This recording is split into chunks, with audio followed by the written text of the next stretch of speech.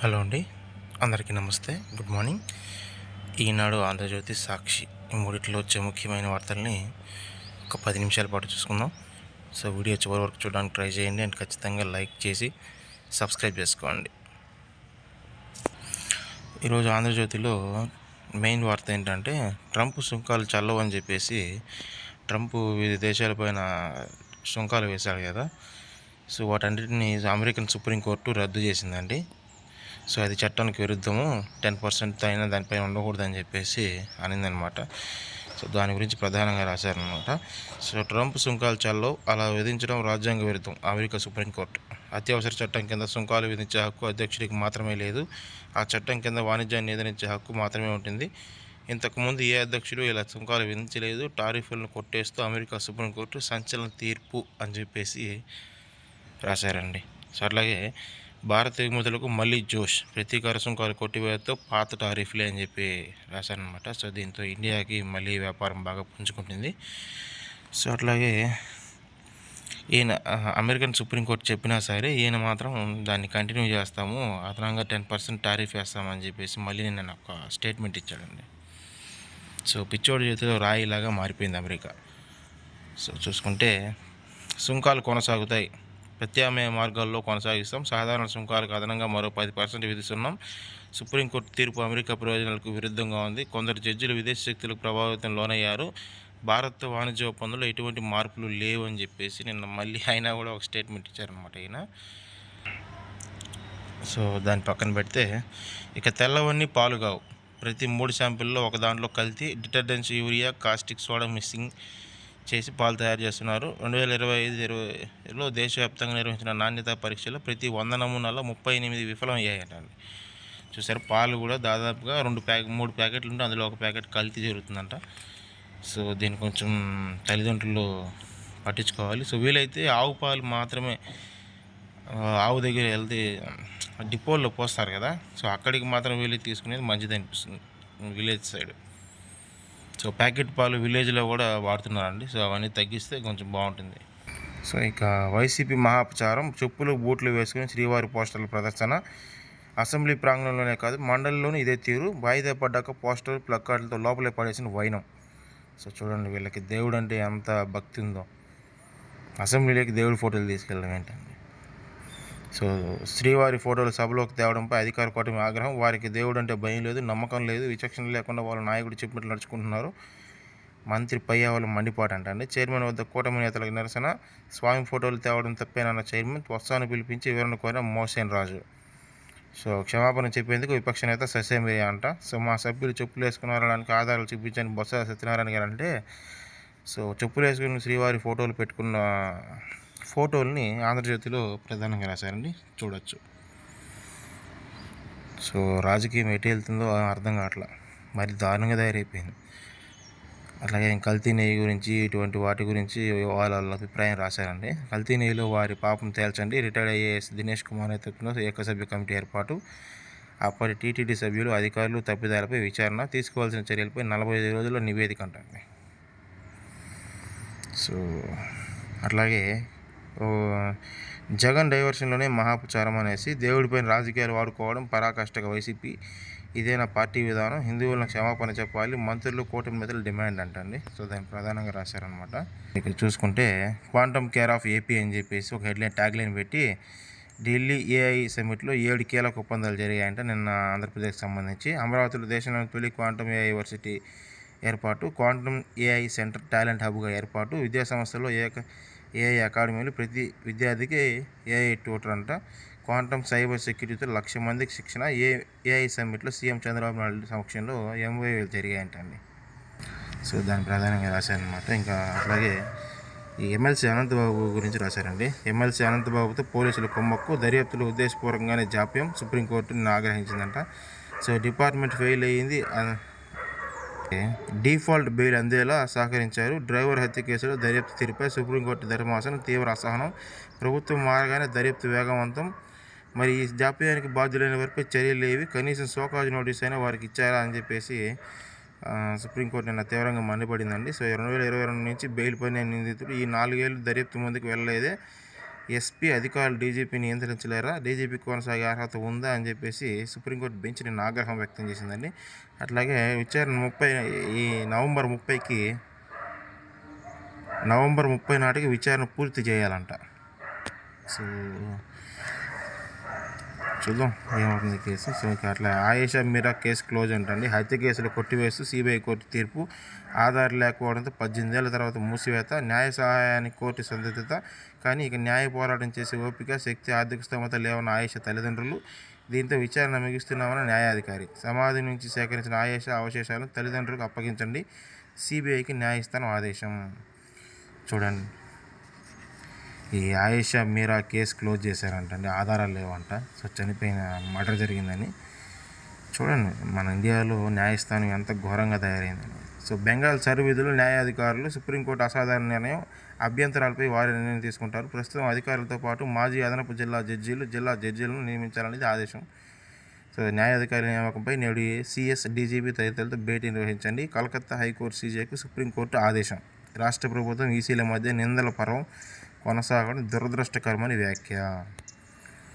So వీళ్ళేంటంటే బెంగాల్లో ఏదో సపరేట్ కంట్రీలాగా ఫీల్ అయిపోయి, బెంగాల్ కానీ, తమిళనాడు కానీ, అట్లాగే తెలంగాణ కానీ, కర్ణాటక కానీ అపోజిషన్ పార్టీలో ఉన్న వాళ్ళు చాలా దారుణంగా ఉన్నారండి కాంగ్రెస్ గవర్నమెంట్. అట్లాగే ఇక ఈనాడులో చూసుకుంటే, ఈనాడులో కూడా సేమ్ యాజ్ యూజువల్ ఉందండి ఈరోజు. సో ట్రంప్ సుంకాలు చల్లవు అని చెప్పేసి హెడ్లైన్ పెట్టి నిన్న జరిగిన సుప్రీంకోర్టు తీర్పు గురించి రాశారు. అట్లాగే ఏఐ ఒప్పందాలు అని చెప్పేసి దీని గురించి రాశారు. సో ప్రపంచమంతా మాట్లాడే రోజు వస్తుంది. అమరావతి క్వాంటమ్ వ్యాలీపై సీఎం చంద్రబాబు నాయుడు వ్యాఖ్య ఏంటండి. సో ఏఐ ఇంపాక్ట్ సమిట్ 2026లో ముఖ్యమంత్రి చంద్రబాబు నాయుడు గారు ఈ మాట మాట్లాడారంట. సో చాలా కాన్ఫిడెన్స్గా ఉన్నారు ఆయన. సో ఈనాడులో కొంచెం డీటెయిల్గా రాశారండి. కాకి కద్దరు కొమ్మక్కు. డ్రైవర్ సుబ్రహ్మణ్యం హత్య కేసు ఇందుకు ప్రబల తాత్కరణం. నిందితుడు అనంతబాబుతో పోలీసులు చట్టాపట్టాలు. అతనికి డిఫాల్ట్ బెయిల్ పల్లెంలో పెట్టివ్వడానికి అన్ని ప్రయత్నాలు చేశారంట. సో ఎంత చేసినా పోలీసులపై ఇప్పటివరకు ప్రభుత్వం ఏమైనా చర్యలు తీసుకోలేదు. కనీసం సోకార్ నోటీస్ అయినా ఇచ్చారా? దర్యాప్తు అధికారంపై నియంత్రణ లేని డీజీపీ కొనసాగే అర్హత ఎక్కడిది? సిజేఐ జస్టిస్ సూర్యకాంత్ ఆగ్రహం అంటండి. సో నవంబర్ 30లోపు విచారణ పూర్తి చేయాలని చెప్పేసి ఇది రాశారంట. సో ఇంకా అట్లా చూసుకుంటే బెంగాల్ సరివిధుల్లో జిల్లా జడ్జీలు. ప్రస్తుతం రిటైర్డ్ న్యాయాధికారులను కేటాయించండి. కలకత్తా హైకోర్టుకు సుప్రీంకోర్టు అసాధారణ ఆదేశం. రాష్ట్ర ప్రభుత్వం, ఎన్నికల సంఘం మధ్య విశ్వాసరాహిత్యంపై తీవ్ర విచారం వ్యక్తం చేసిందంటండి. సో మాజీ జడ్జిల్ని వాడుకోవాలని చెప్పేసి ఎస్ఐఆర్ చేయడానికి కోర్టు ఉత్తర్వులు ఇచ్చిందండి. సో డ్రైవింగ్ లైసెన్స్, ఆర్సీలకు క్యూఆర్ కోడ్ స్మార్ట్ కార్డులు. చేతిలో చిప్తో కూడిన కార్డుల కంటే ఇవే మేలని నిర్ణయం. నీటి సరఫరా నుంచి డెలివరీ వరకు గుత్తేదారి బాధ్యత. ప్రస్తుతం 27 లక్షల కార్డులు పెండింగ్లో ఉన్నాయంట. సో ఎన్ని ఉన్నా పోలీసులు ఫైన్ వేయడం అయితే మారడం లేదండి. ఆ ఫైన్ గవర్నమెంట్కి వెళ్తుందా లేదా వీళ్ళ జోబులోకి వెళ్తుందా అర్థం కావట్లా. ఈ విలేజ్లో కూలీకి వెళ్ళే వీళ్ళని ఆపి ఏదో ఒకటి అసలు నాకే ఇటువంటి ఎదురైందనమాట ఒకసారి. ఏంటంటే ఒక అతను వచ్చాడు, ఆపుతున్నారు, పోలీసులు చెక్ చేస్తున్నారు. ఆ అబ్బాయిది లైసెన్స్ అడిగారు, లైసెన్స్ చూపించాడు. ఆర్సీ అడిగారు, ఆర్సీ చూపించారు.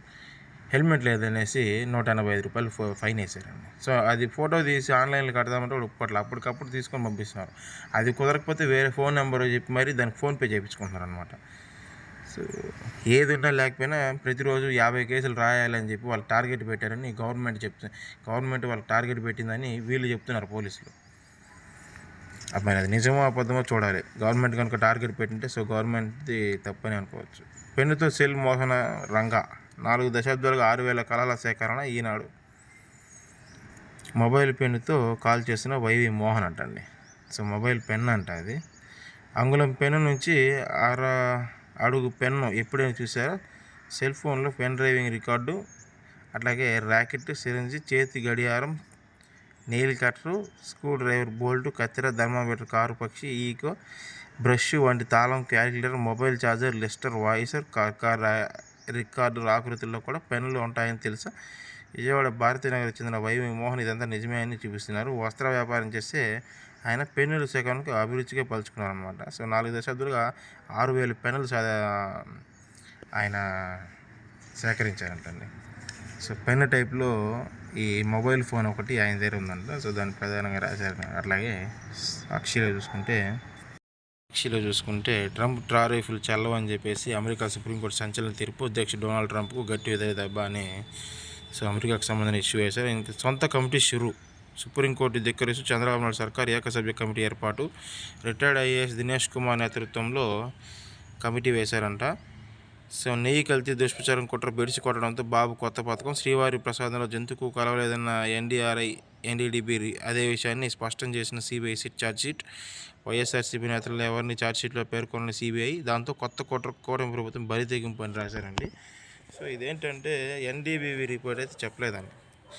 అవన్నీ పక్కన పెడితే అసలు నెయ్యి వాడారా లేదా అనేది వీళ్ళు తిరుమలలో శ్రీవారికి ప్రతిరోజు వాడే దాంట్లో నెయ్యి మాత్రం వాడారు అనేది వీళ్ళు దేవుడి మీద ప్రమాణం చేసి చెప్తే సరిపోద్ది.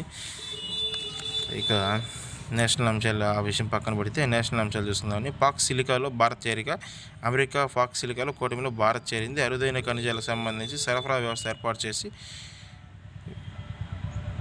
ఏర్పాటు చేయడం దీని లక్ష్యం అంట. సో ఇక ఎస్ఐఆర్ కోసం జ్యుడిషియల్, బెంగాల్లో ఎస్ఐఆర్ ప్రక్రియలో సహకరించడానికి జ్యుడిషియల్ అధికారులకు నియమించాలని సుప్రీంకోర్టు ఆదేశించిందంట అండి.